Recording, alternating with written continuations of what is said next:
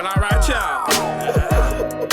All across the USC, Compton, Watts, Bay to LA, Pomona, California, from valley to valley, we represent that killer Cali. So if you keeping it real on your side of your town, you tune in to Gangsta Chronicles. Gangsta Chronicles, we gon' tell you how it goes. If I lie, my nose will grow like Pinocchio. We gon' tell you the truth and nothing but the truth. Gangsta Chronicles, this is not your average show. You're now tuned into the real MC8, Big James, and Big Steel. This is strictly from the streets. Hello. We represent the James. Everybody, welcome to another episode of the Gangsta Chronicles podcast, and I'm with my homeboys, Big J. Yeah. And we got a very, very special guest tonight, man. 30 albums in. A lot of people can't make it past 2 albums, let alone 1 album. Wow. You know, I've seen him, man, like the late B.I.G. say, I saw my man go from ashy to classy. Started out on High Power Entertainment, man, back in the day. I don't know me and him go back, man. Done a lot of things together, man. You know, one of my favorite rappers, man. I can't put him in no category, you know what I'm saying? One of my favorites, he hard, man. He done songs with everybody, man. We got my homeboy, Mr. Criminal, up in here. What's up with you, man? What's good? What's good? With the homies, you know, just keeping it G in the Gangsta Chronicles. Yeah, for sure, man. And we up here, man, in your brand new facility, man. Yes, sir. You know, I want to start off with the obvious, man. Everybody know you put out gangster rap music. It ain't never been nothing no different. You ain't never compromised your style. You ain't never did nothing. You kept it G from the day you came out, from the day the seed was planted, you just kept it gangster. So I'm sitting in the crib one night, man, and my daughter keep telling me about this movie with Wil Smiths and some aliens and stuff, and I'm like, man, I don't really want to see this, you know, but I mean, we having daddy and daughter time, you know what I mean? So we got to watch movies. She take it serious. I look up on the TV, and you know, you be about to fall asleep, and I say, hold on. I stopped the thing. She get mad. I rewind it. It's you on that, man. Criminal, man. How did you go from putting out some of the hardest gangster rap music in the world to being on films with Wil Smiths, man? Man, it's shit. I just walked the path that I feel like is destined for me. At the end of the day, I never tried to act in my life. I never thought about acting. Never thought it was possible. I got an email one day. I was on the bus with the homies clowning around, smoking blunts in Texas, and I kept getting these emails that were real persistent. They're like, we wanted to get you in this movie with Wil Smith, this kind of bullshit. And I'm like, come on. I kept on erasing that shit. I was like, this is bullshit. Nobody trying to get me in no fucking movie. It's kind of like those, I always joke about, like, Nigerian prince trying to wire you $1 million type of email. You know what I'm saying? I'm like, come on, that's some scam shit. You know what I'm saying? So I kept on erasing it. And then finally the 5th one was like urgent. We're just about to start fitting and shit. I'm like, man, let me click this shit. So I clicked it and I hit the text on it, you know? And it went straight to Lay. She's like, oh, Criminal, we were trying to get a hold of you. You know, David Ayer, the one that wrote and directed Training Day, he's a huge fan of your music. He really wants to get you in this movie. He has a speaking role for you the whole 9. I still was like, is this real? And she's like, yeah, we'll get you popping, like, right now. And they just pull up. We'll talk about the shit later, whatever. Next day, like 2 days later, I was in Hollywood doing fitting. Came back from fucking touring on set fucking around Wil Smith. So that's how it happened. I can't even say other than that. Like you said, man, some paths just be chosen, dog. Yeah. You want one of them chosen cats, man. What movie was that? Yeah, man.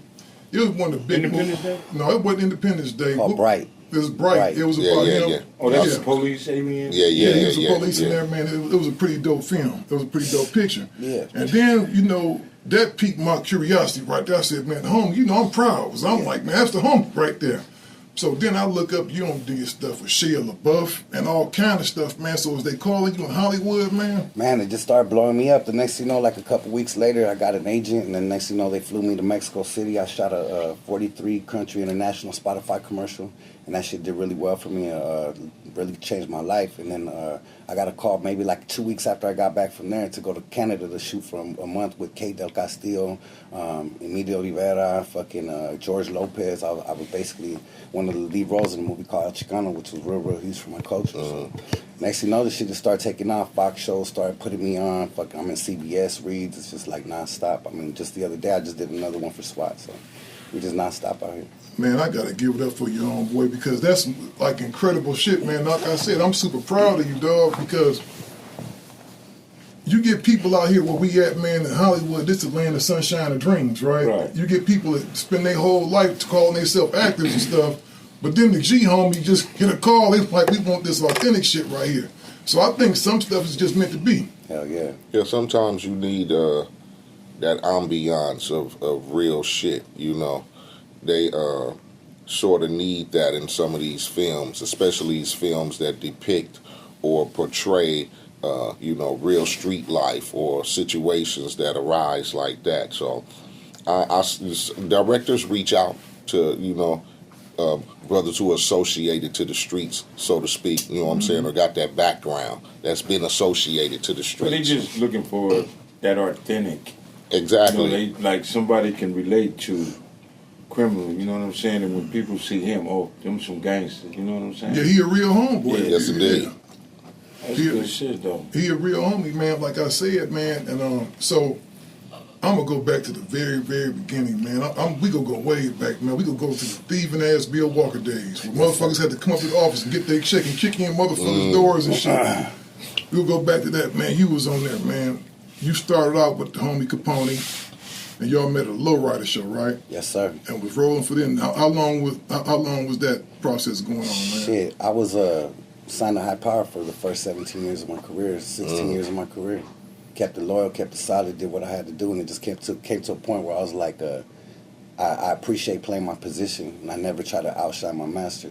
But at the end of the day, it's like you got to upgrade and get past that 48 law mentality sometimes. You know what I'm saying? Because I done read that shit, 33 Strategies of War, and I'm like, fuck this not trying to outshine your master shit. It's time for me to boss up and do my shit. You know what I'm saying? So once I shook that mentality, homie, my shit just opened up, and it's been blessings ever since. Yeah, it just opened up, man. Because but I didn't step on nobody's toes, not to cut you off, but a lot of people step on toes and diss people and disrespect and feel like they gotta do that. Like, nah, I mean, we did it in a respectful way. It's the respectful way. You didn't slam the door going out, which is how men's supposed to do it. You know, it wasn't no beef, because at the end of the day, the homie helped you start your career. I wouldn't be where I was if I didn't get that opportunity, and I always say that I would never badmouth the homie, because first of all, ain't no bad blood, period, and second of all, I wouldn't be a household name in my community if it wasn't for that opportunity. That's real stuff, because Capon-E, he was out there getting, you know, this ain't interviewing about him, but he was getting down for his shit. For sure. You had to respect him, you know what I mean? You had to respect the hustle and the grind, man. So... Well, it got to be both ways, too. You know what I'm saying? The person got to allow you to spread your wings and not hate, so to speak. So it won't be no slamming of the door on the way out. You get me? Right. So... And speaking on that, it was crazy, because when I approached him, I still had to keep it real. I still owed him 3 albums. And I just seen my shit going a different direction. I was like, man, I've been putting in so much work for this empire for so long. I'm ready to do my shit, you know? And when I hit him, that's why I got to keep it real. He was real with me, you know what I'm saying? He was like, man, I ain't trying to hold you back. If you ain't trying to do it, you trying to do your thing, handle it, you know what I'm saying? That's G shit right there. For sure. That's G shit. But you know what, though? You showed him a lot of loyalty, because I'm pretty sure, I hear the rumblings and stuff, you know, like, man, you know, such and such trying to get a criminal. It was people, because you one of the few, and I don't like to use the term Chicano rap, but you one of the few Chicano rappers that people in the black community actually mess with. Yeah. You know what I'm saying? That they like listen to. I'm talking about, I don't seen kids riding down the street bumping your stuff. Hell yeah. So you kind of crossed over, man, and I always knew that you was going to be bigger than that. You know, me and Fingers used to talk about it all the time, man. Yeah. You know, criminal, man, kind of, you know what I'm saying, that outshine the master stuff. Sometimes it's just a natural progression. People just go like this, because your rhyme skills just start just getting like, you know, like his pen just start getting really dangerous. Because how old was you when you first hooked up with him? I was fresh out of my 4th term. I was in a juvenile, because I was working in the state since I was 10. So I was like fresh out, 18 years old, so 18 through, 34, 35. Yeah, you gave him most of your adult life, you know what I'm saying? So you was loyal. Yeah, I could see that, you know what I'm saying? He, nothing but that. You know what I'm saying? Man, homie, go do your thing, because you did it. So stepping out on your own, man, you no longer had like that back, and everything was on you at that point. Did you have kind of everything pre-planned already? Did you already get together with your crew and say, this is what we gonna lay out, then this is what we gonna do? To be honest with you, a lot of my people were telling me I should have been doing this shit for years, and I didn't let the chitter chatter get to me. So, but my team, my people were like, not on no hate shit about that. The team, they're just like, man, you outgrow the situation. We could go get this money. We don't need nobody else. You know what I'm saying? So when we actually pulled the trigger and executed it, my team was ready to go. We didn't even talk about it. It was like, hey, we got this show pulling up in whatever state. Boom, boom, boom. We have 4 or 5 carloads of homies already ready. People flying in with merch already, whatever. And even when we're going to like Beijing, Singapore, Chile, Brazil, it's like motherfuckers just start pulling up, hey homie, I got my ticket, we about to be there. It's like motherfuckers just support, you know what I'm saying? That's dope right there. So what you say, man, because I know with the movies and everything, I'm gonna be honest with you, I didn't like it. Yeah. Because I would be in a McDonald's somewhere and you get that one dumbass person to come to the side of you and stare at you like this and say, I know you from somewhere. Right. And you trying to order your burger and shit, and they just sitting there looking at you, and you don't know if this motherfucker gonna reach in his pants and pull out a hammer or what. You know, it's a trip. And I tell people from being on both sides, ain't shit like the movie shit. When you in movies and shit, it's a whole different pop to it. Yeah. You know what I mean? It's a whole different people. Yeah. Because you get that, especially when a movie first come out and it's a major release and they stand on the side of you. Did you ever get any of that, man? Man, I've been nonstop. It hasn't stopped. It's like I used to get recognized a lot from being like just going anywhere. People are like, oh shit, what's cracking, crimes, you know? But now it's like I said, I got a crib at the beach over in Marina Del Rey, and sometimes I think I'll be tucked away. I'll be ordering pizza and shit, and walking to the front, be like, oh, can I get a picture with you, homie? Like, goddamn, like I can't even order a damn Uber, Postmates, nothing. I can't go to the damn store. It's like no matter where I go in the state, but that's a blessing and a curse. Definitely. At the end of the day, that's what we do this shit for, to be successful. Right. Yeah, for sure. And it's cool, man. I think all of us in this room have experienced the whole fan on the street thing. What's the craziest experience you had? We gonna go around the room and we go talk about the craziest experience. Man, honestly, I don't know about crazy. Shit, I'll tell you one off the top of my head that right now I could tell you is some trippy shit. So the first time I went to Japan, it was 2004. I was still fresh. I was still young, still knuckleheaded, fresh out of. I wasn't out of the gangbang mentality. I was a kid that rapped, and I was still. My main goal was represent my neighborhood and put it out there. You know, I didn't have the business mentality yet. So I was over there like naive to motherfuckers even knowing my shit. So when we went out there, I was like, yeah, I'm just supporting the label. You know what I'm saying? Like, I'm just doing my thing. So we got there and all these people are like pulling at my shirts, pulling at my shit. And I'm like literally like cracking fools and the homies are laughing like, hey, dog, chill out. These are your fans. Homie, you don't treat them like that. You know, and I'm not used to this shit. You know, I'm like, fucking put your hands on me. You know what the fuck is this shit? People pulling my shirts. I ain't used to that shit, you know?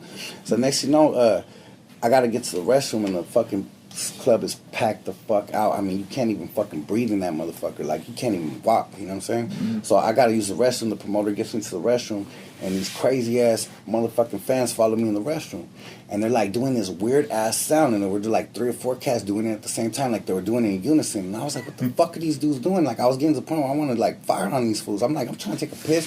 You guys are behind me making some weird-ass noise, you know? Mm-hmm. And after, like, 4 or 5 minutes of the shit, cause I was trying to get back out. My homie Silent was laughing. He's like, dog, that was crazy. They're all humming the lead to your fucking main song. I'm like, what the fuck you mean? He's like, yeah, they were humming your shit. And when I put it back in, I was like, these motherfuckers were fucking humming the lead to my shit all loud. 4 of them in unison, like they were fucking bone thugs around the fucking fire pit. You know what I'm saying? It was trippy as fuck, dog. That shit blew my mind. I was on the airplane like, what the fuck was that? You know what I'm saying? That shit was crazy. That's crazy as fuck. How about you, A? What was your moment, man? Man, shit, I got too many fucking moments. You want me to remember some shit? Give me one crazy one. The motherfucking nigga I had to get into it with at the goddamn 7-on-7 game, 2 weeks ago. Because everybody think this motherfucker is AWACS when they meet him. Okay. Man, I'm telling you, crazy motherfucking fan. I'm at my son's football game. I'm supporting the kid. You know, they doing good. And I guess homeboy had him too many drinks in the car or something, and he wanted to get to just telling me to take my ass home and get the fuck up out of here and shit, all because I'm cheering on my son for the opposite team. So it ended up in a crazy situation. But like I said, fans and people are, you know, it could be, like you say, a gift and a curse. You know, sometimes they can push the limits of their fan, whatever you want to call it, because they feel like, some of them just feel like they're privileged to some point, that you have to, you know, acknowledge them or whatever. But when I'm out and not on the MC8 tip, I just try to be normal and shit. I feel that takes me a long way to dealing with fans and shit. It's crazy. Yeah, you and Warren handle that. Warren, she handled that pretty good because y'all can kind of blend in. Because I don't seen you at stuff before, and I don't think people even know you have your hat on. Yeah, you be kind of with your coach's whistle on, so ain't nobody. Yeah, I try to blend in and shit. I try to look as normal as possible to fit in, because I am. I'm just like the average motherfucker. So that's what I like to consider myself. And even though motherfuckers feel that we should be different than what we are, I just try to tell them, motherfucker, man, I'm just like you, dude. I put my shoes on, left, right, you know, get up, brush my teeth, you know, take a shit, shower, you know, all that good shit. You feel me? Yeah. Now, how about you, James? You had some crazy moments so far? Man, when I really felt this right here, the popularity of it, me and my ex-wife is in Walgreens. And this that shit come up to me. He got tattoos all in his head and shit. And you that guy? Oh shit! Yeah, I'm in Linwood. Yeah. Oh shit! I ain't got my thing on. And I'm like, oh shit, what guy? And he like, Suge. I'm kind of relaxed now. Now I know what he's talking about. Gangsta Chronicles on Gangsta Chronicles. You mind if I get a picture with you, Holmes? I'm like, I can't say no because this what I'm in. Oh yeah, definitely. So we take the picture. Me and my wife get our shit. Now he outside. It's like 4 of them outside now. So, old boy, and I'm like, that is that motherfucker, man. That's it. And I'm like, God damn. And she like, baby, these motherfuckers know you. I said, I don't know him. They know from Gangsta Chronicles. But that's when it felt good to me because in Linwood and Compton. Exactly. Mexicans ain't really fucking with you like that. Yeah, definitely. And the way, I mean, he a gangster. Yeah. You could tell his whole persona, the whole nine, and just him getting at me like that and just recognizing, man, can I get a picture with you, Holmes? You know what I'm saying? So I'm like, okay, you got the Mexicans fucking with me now. That's right. We good. It's cool. It was cool. That's what I'm saying. You know what? The funniest one was from the Gangsta Chronicles. I was with my daughter again in the 7-Eleven, and for some reason, I always get the people that just come right in my face, and you turn around, they're looking at you, and they just like, and they never complacent where they know you from. I know you from somewhere. Say something.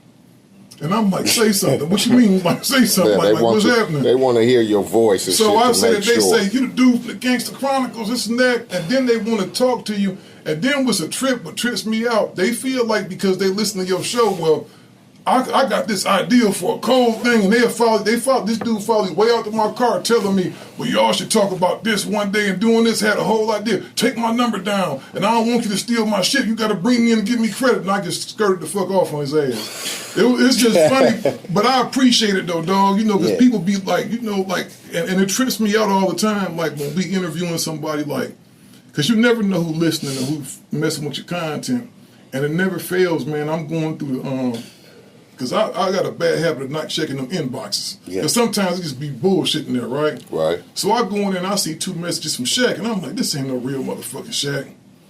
And then so the first one I said, man, stop playing on my shit. This ain't Shaq. I'm going to report your ass. He said, no, OG, it is. And everybody thinks it's James on there. OG Mob James, I really fuck with you. Right. Then he sent a picture and I said, oh shit, this is really motherfucking Shaq. Yeah. So shout out to Shaq. Man, I listen to the show, Mob James. Come on now, OG. You know better than that, man. What's happening, man? I'm good? Peace to you, brother. Respect to you, brother. I love listening to y'all brothers. I was out there. I knew a few people.